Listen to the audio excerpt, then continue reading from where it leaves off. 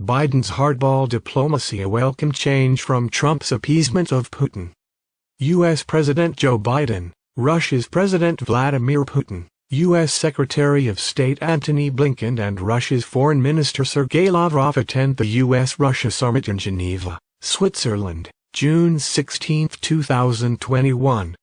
Photo, Reuters. Kevin Lamarque. The contentious Biden-Putin summit ended inconclusively on June 16, 2021, in the tranquil 18th-century Villa Lagrange, surrounded by rose bushes, overlooking the serene waters of Lake Geneva.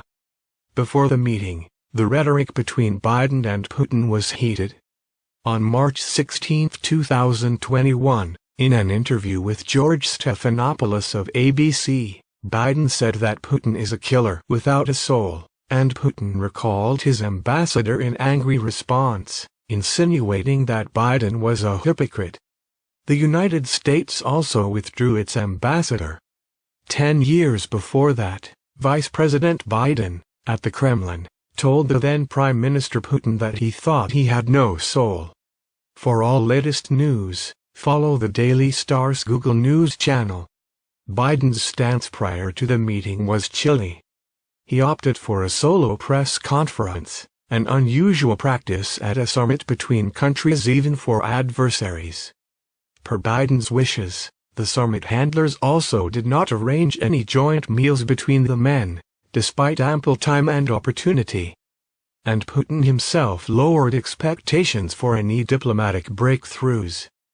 Put mildly, the summit began with pessimistic undertones. Biden's wish list included setting up red lines against interference in U.S. elections and ransomware extortion of American businesses. Agenda items also included nuclear arms control, discussions of Russian violations of human rights, including the jailing of political dissident Alexei Navalny, Russia's illegal annexation of Crimea and military operations in industrialized eastern Ukraine, and Russia's military and political interference in Syria and Belarus. In contrast to the prior administration, Biden has appeared to take the hacking of American interests seriously. Recent ransomware attacks by the cybercriminal group DarkSide forced Colonial Pipeline Company, which runs the largest refined oil pipeline in the United States, to shut down its operations, and disrupted the business of JBS, the United States' largest beef processing company. Both companies had to pay steep ransoms. Colonial Pipeline used $5 million and JBS $11 million in cryptocurrency. The Biden administration's response was firm. The FBI recovered a large portion of Colonial's payment minus $2.3 million in cryptocurrency. Biden issued stern warnings to DarkSide and added that Russia has some responsibility to address the ransomware attack. DarkSide admitted its involvement, but Putin denied any role on Russia's part. The group was knocked off of its web hosting platform and cryptocurrency from an account the group uses to pay affiliates was drained. They have supposedly disbanded for now. DarkSide may not have worked directly under Russian intelligence agencies, but it is alleged that they certainly had their collective blessings, so long as the hacks did not negatively impact Russian interests. Aboard Air Force One on June 10, Biden's national security advisor Jake Sullivan assured reporters that the president would discuss recent ransomware attacks during his meeting with Putin in Geneva. It was a different world during Trump's presidency.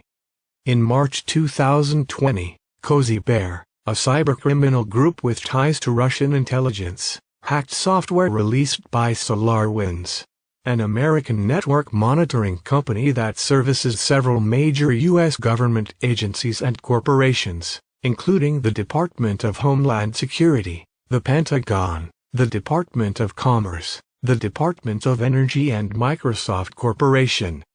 After a few weeks of tone-deaf silence of the stable genius, and after U.S. intelligence agencies concluded that there was likely a link between the hack and Russia, Trump deflected the blame to China via a December 19 tweet.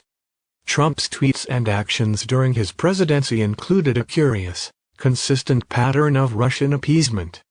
In Syria, for example, Trump abandoned America's most loyal regional ally in the fight against the Islamic State, the Kurds, defying the recommendations of his security experts and military generals. This allowed Russia to secure the rule of Bashar al-Assad, ally of the United States' perennial foe, Iran. Trump regularly turned a blind eye to and seemingly facilitated Russia's persistent, illegal attempts to extend its hegemony into Ukraine beyond its annexation of Crimea and into Donbas, defying the advice of his administration's own experts and America's European allies.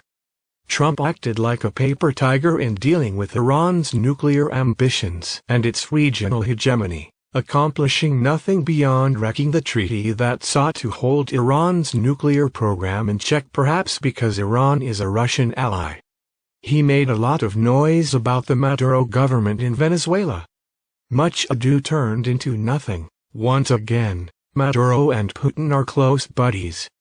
And in Libya, Trump made a friendly phone call to Russian surrogate General Haftar, despite the American State Department's support for the UN-recognized Fayez-Sarraj government. The pattern is clear. In crises, Putin flexed his muscles and Trump retreated to the corner, especially when it came to Russian interests. Trump may not be a Russian asset, but his inaction was. Biden's approach is different, and it already shows. Before meeting with Putin, Biden built rapport and consensus with the G7, NATO and European Union allies. This placed him in a position of strength on his way into talks with Putin and conveyed a sense that America had at least the potential backing of the West.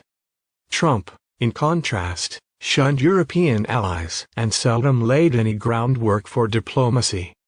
Putin apparently noticed the difference, pointedly acknowledging that care was needed to work with Biden, who was a focused professional, skillfully capable of achieving America's goals. And reports indicate that Biden's communications with Putin were clear-cut. If American interests are violated, there will be consequences. There were few such reports during the Trump administration. They often spoke alone. During Trump's presidency, Russian interference in U.S. elections was ignored because the interference favored Trump. In most other cases, appeasement of Russian interests was the order of the day. This damage will be hard to overcome. Nevertheless, Russia is shrinking like the magic piece of shagreen from Honoré de Balzac's novel, La Peau de Chagrin. All of Putin's mischief reduces Russia's credibility and exhausts her resources, accelerating the drift into rising China's shadow. Depending on how desperate Putin gets, that drift may start to have unanticipated effects on the world stage, including Bangladesh triggering Cold War devaluation. Dr. Mustafa Sarwar is Professor Emeritus at the University of New Orleans, Dean and former Vice-Chancellor of Delgado Community College, and Commissioner of the Governing Board of Regional Transit Authority of New Orleans. Email, asarwar2001@yahoo.com.